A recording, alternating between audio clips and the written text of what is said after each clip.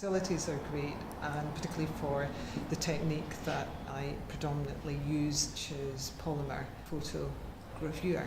That technique has always been twinned with performance photography. So I would do sequences of photographs, and these would then be used to make up images that would tell a narrative.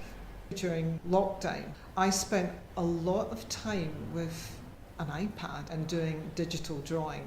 I wanted images of ruin and devastation behind the Minotaur. I started with the story of Daphne, who's confined in a laurel tree. Daphne's stories seemed to fit with the constraints of lockdown and the confinement and thinking about what freedom was. And I started to kind of move on to look at the Labyrinth story and the Minotaur. The Labyrinth is the site of brutality and violence. It's where a Minotaur is locked up.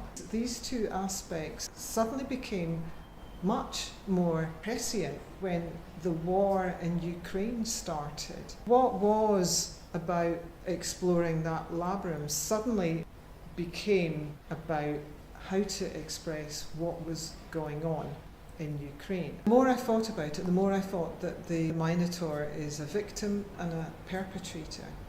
The image is there for contemplation of those two sides of violence, that we never just look at violence as something, as a very simplistic thing, and that it's something to be considered very, very seriously.